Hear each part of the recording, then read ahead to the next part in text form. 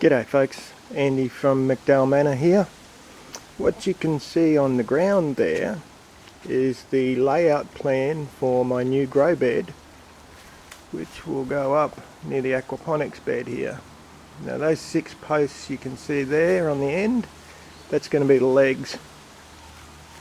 You can see the grow bed I've got actually working pretty well. I'm just not happy with the amount of water that it's unable to turn over due to its shallowness. So what we're going to do is extend the grow bed massively. This one is exactly the same length as the tank, but it's twice as wide. So it's 2.4 long and 1.2 wide. The legs will prop up a metre. The existing tank is only 0.8 of a metre, so that'll put this big grow bed up above the tank, which makes the plumbing a whole lot easier. Now, I've said, I think before, that I'm really Andy the unhandy man, so I reckon this could take me quite some time just to knock this stuff together. So I'll probably shoot this in bits and we'll see how we go, eh? Okay folks, that's my grandson Lawrence in the picture there for scale, and you can see it's pretty well built.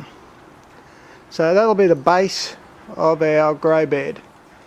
I might mosey on over this way just so you can see that it's a couple of 100 mil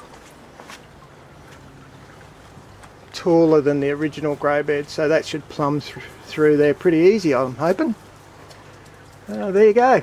And tomorrow we'll continue on again. So we've been up and at 'em again this morning, and what we've done now is put the cover on. That's where the grow bed will sit on that little baby, and all that is a whole bunch of 2.4 metre long palings nailed into place. Alright, now I want to also dress around the front and the sides. Here's stage 2, sort of about halfway through. I wanted you to get an idea of what the sides are going to look like. I'll probably run them all the way down to the ground. Although I'm not going to do that long far side, because I've got a crazy idea that I might be able to use this thing as a big outdoor locker. Anyway, that's where we're up to next, right at this point in time. So let's see how far we got at the end of day 2. Well, actually, it's pretty much done. Well, the frame's done. I'll mosey over and show you what happened about this grow bed. So it's more of the same fence palings, really. Yep, you can see my drink full of water. Stay hydrated when working in the sun, kiddies. What I've really done, I'll get one that's closer, is I've used those brackets to hold it together from the inside, and then I just bashed a couple of screws through on the corners to hold each side, the 2 sides together. It's still got to be lined, and I've got to plumb it. But apart from all that, I'm actually pretty happy with how it's gone. So there's a shot of the big monstrosity, because it certainly is a bloody whopper, I don't mind saying. Actually ended up a lot bigger than I thought it would. And there's the old system beside it, just to give you some idea of the relative height. I've made darn sure though that I can reach into the centre of that grow bed, so I'm not going to have any trouble reaching things later on. And this is what I see as the true genius of the whole thing. I haven't done anything with this side yet. The plan is I'll probably put some doors on there, and so I'll have a massive big outside locker that I can use to store stuff. Okay, so the end of the next day, and the line is obviously in, not trimmed up and neatened up or anything, but it's in. What I'm doing at the moment is running the new pump to try and fill it, because I want to see if that little bell siphon that I made down there is going to work. So it runs, I've actually left a detachable tap on the top one, I don't know, I can take it off. I'm actually tempted to do something similar on that black one. Piece of polypipe you can see there as well. I don't think I'll need to get anything through, but you never know. Anyway, so we'll wait and see what happens now. When that fills, the system runs over into the filter box on the little beds on top of the tank. So I'll turn you back on. You can see that's the veggies.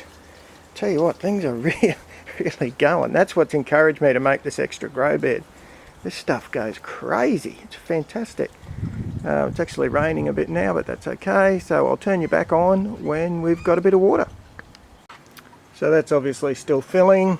Just thought I'd mention, I've got, oh, that was the old dog having a cough. I've got one outlet up this end of the tank, grow bed, and there's another one, I don't know if you can see, it's way down here on the opposite end. I'll probably put a tap on that one as well. There you go. So that's how she's plumbed inside. That's the internal plumbing. And we'll still wait and see. Yeah, so we've got a bit of a leak up underneath. I'm going to have to fix that. That's where the pipe comes out of the grow bed, obviously. We'll have to have a crack at fixing that little fella. The bell siphon should be about to cut in. So hopefully, with a bit of luck, in a second, we'll see it start to drain.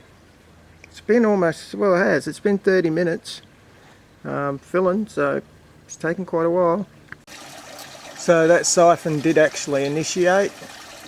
I'll come around this side for you, and there's the proof. Now I've realised I've made a major tactical blunder, and that's why I'm holding this pipe, to be honest. What happens is the water comes in through a similar 19mm poly pipe. So what's happening in fact is I'm pumping water in as fast as the siphon can take the water out.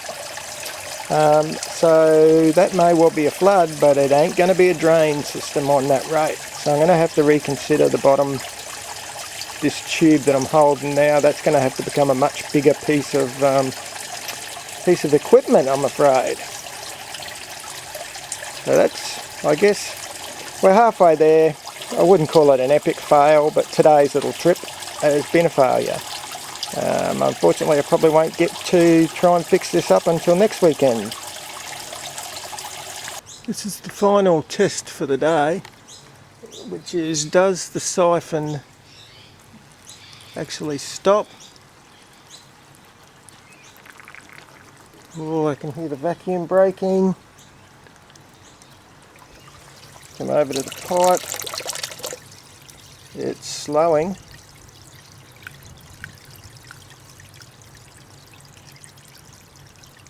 Still trickling. What are you doing, baby? And that's the level where it cut off completely, so it reached that second slit in the pipe there and stopped. So at least that part was a success. We're just going to have to work on the mechanics of the plumbing.